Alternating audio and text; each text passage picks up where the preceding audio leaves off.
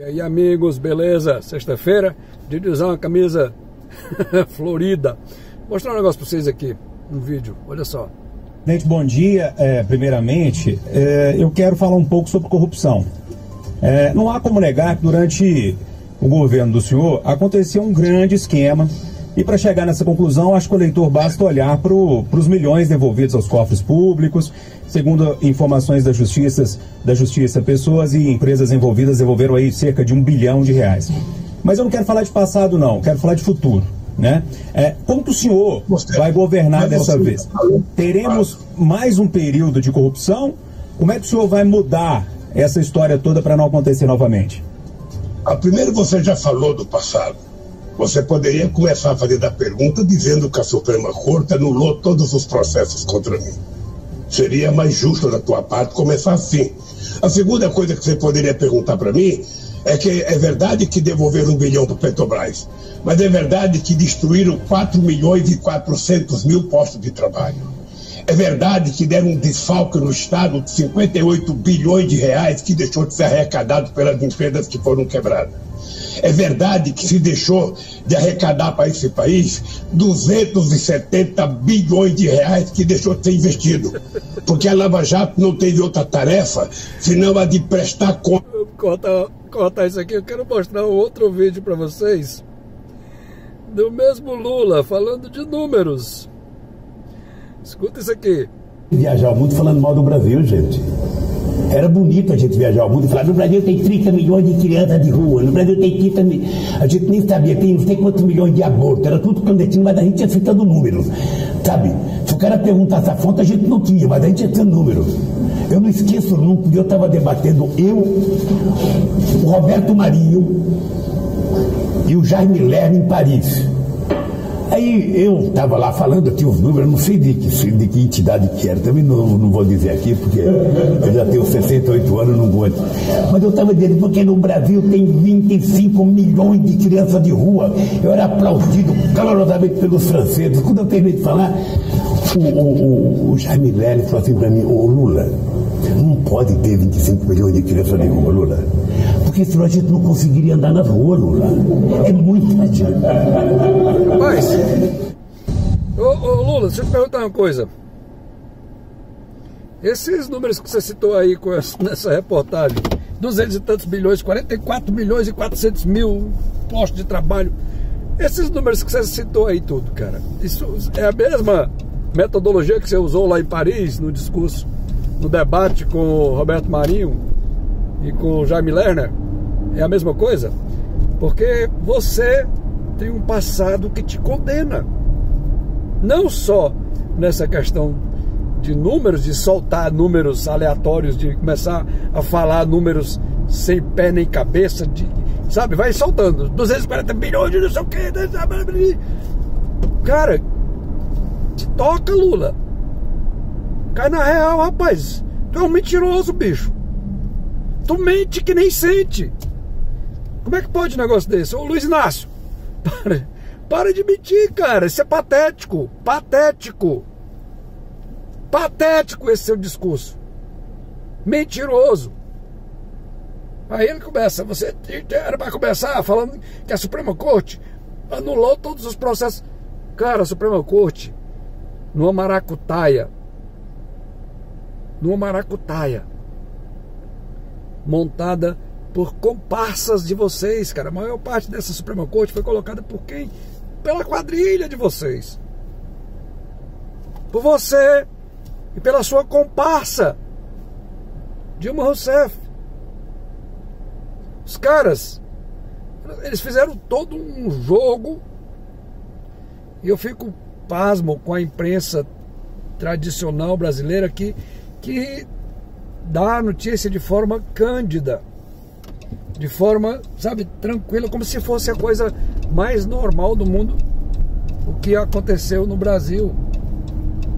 Mas a verdade é que os membros da Suprema Corte brasileira, já desde o impeachment da Dilma, vêm articulando, eles vão devagarzinho, sabe aquele negócio que, vamos botar só a pontinha, vamos botar, sabe, eles fizeram assim. O Ricardo Lewandowski, no impeachment da Dilma, Ele simplesmente rasgou a Constituição brasileira. Um cara que está lá naquele cargo para defender, para honrar, e que por sinal eles fazem um juramento de honrar a Constituição, de defender a Constituição, mas o cara simplesmente rasgou a Constituição. Como foi que ele fez isso? Ele fez isso quando a bancada do PT, quando a Dilma foi impeachmentada, a bancada do PT chegou para ele, que era o presidente da sessão, de acordo com a lei, o presidente do STF também preside a sessão de impeachment no Senado Federal. Foi isso que aconteceu. E isso é fato. Dilma foi impeachmentada no dia 31 de agosto de 2016. E o Ricardo Lewandowski, que, como eu já disse, era o presidente da sessão, recebeu a seguinte petição dos deputados aliados, os comparsas, porque é tudo comparsa, bicho. Isso é uma quadrilha. O PT é uma quadrilha que, se eles tivessem um pingo de honra e decência, um pingo, bastava um pouquinho, sabe, não precisa muita coisa não, só um pouquinho, esses caras metiam a viola no saco, rapaz, e iam embora, iam sumir da vida pública, porque é um despautério, é uma ofensa. Isso é uma ofensa, você ter essa quadrilha ainda disputando cargo público, cargo eleitoral. Pois bem, no impeachment da ex-presidente Dilma Rousseff, o Ricardo Lewandowski recebeu a seguinte solicitação: presidente, vamos fazer aqui uma nova votação para decidir se a presidenta, como eles gostavam de falar, né, se ela deve ficar inelegível ou não. Ora, a Constituição é clara, basta saber ler, gente. Basta ler o que está escrito na Constituição.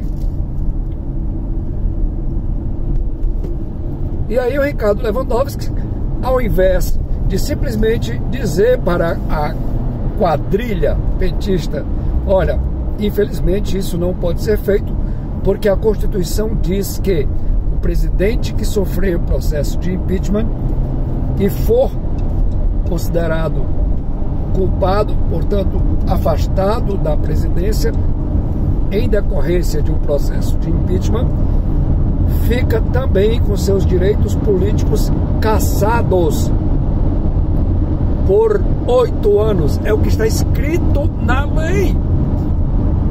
E aí o argumento que os caras deram do PT foi de que não, mas ela vai ficar pobre, ela vai ficar numa situação difícil. Eu lembro, eu assisti essa sessão do Senado.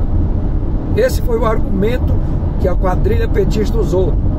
Pois bem, ontem fiquei sabendo que a Dilma tem nada menos que 4 aposentadorias. 4. É mentira em cima de mentira.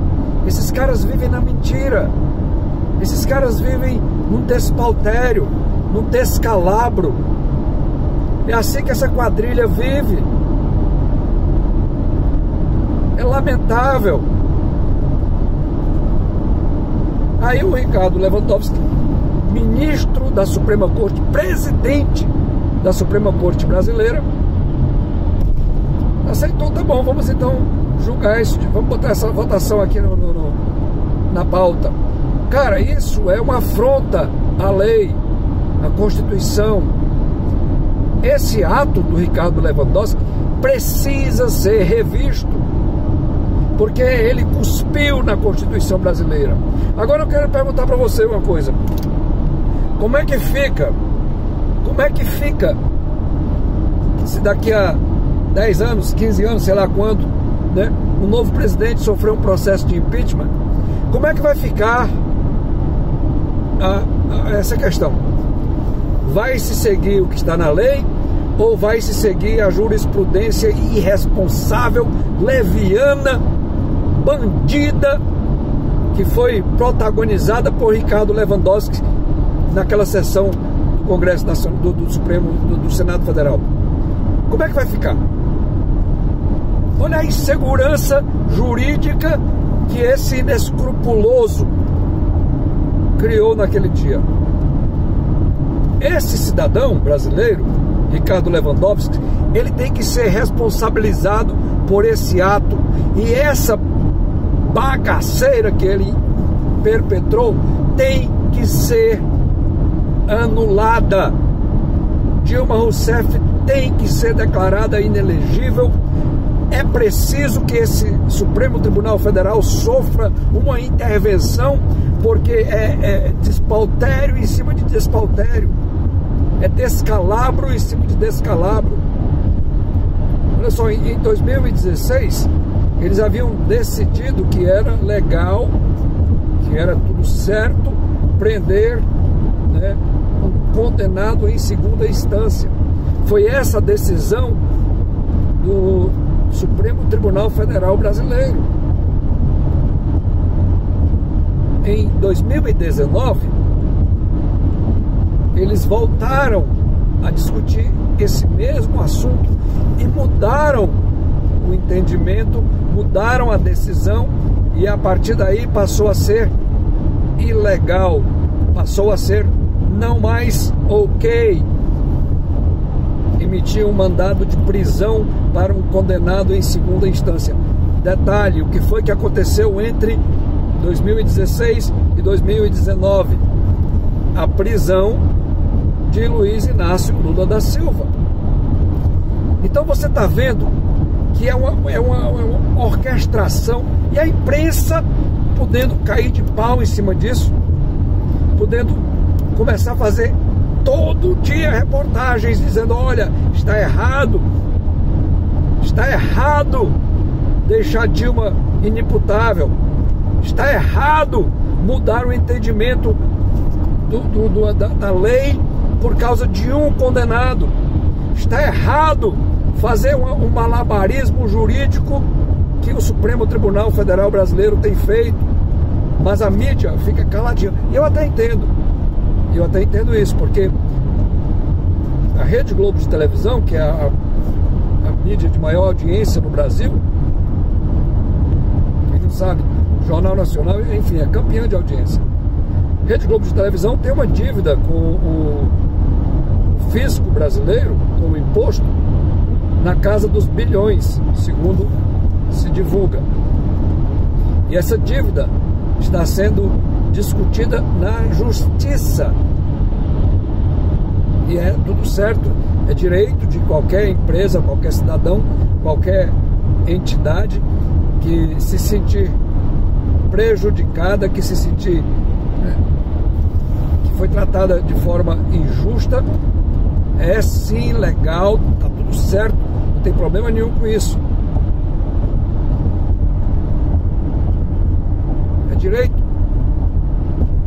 Só que o que a Rede Globo de televisão faz, ela passa a mão na cabeça dos ministros do Supremo Tribunal Federal, porque eles sabem que, em última instância, essa questão da dívida da Rede Globo vai ser decidida aonde? No Supremo Tribunal Federal. Então eles dependem do favor dos ministros da Suprema Corte para que, em última instância, é interessante que a concessão da Rede Globo vai precisar ser renovada agora, em outubro, segundo se divulga, logo depois do primeiro turno das eleições desse ano. E uma das coisas que impede uma emissora de televisão de receber uma concessão, de renovar a concessão, melhor dizendo, é se ela tiver débitos com o sistema financeiro, o sistema, enfim, o sistema de impostos do país. Só que ela está recorrendo, então até aí está tudo certo, mas eles numa atitude esperteza, no sentido pejorativo da palavra. Eles querem ficar de bem com a turminha lá do STF, turminha essa que foi colocada, na sua grande maioria, por quem? Pela quadrilha. E são todos alinhados, tá todo mundo alinhado, a mídia, né, a principal emissora do país, a quadrilha, com mais os comparsas da Rede Globo, da Suprema Corte. E essa é a situação do nosso país. E aí agora nós temos esse descondenado, ele não foi inocentado. O processo dele, né, os processos dele foram tramitados em outras instâncias, além da primeira instância de Curitiba. Aliás, tem um processo que a sentença não foi nem dada pelo ex-juiz Sérgio Moro, foi dada por uma juíza que não tinha necessariamente que seguiu, que era outra pessoa, era outra juíza que analisou as provas, que analisou o processo e condenou também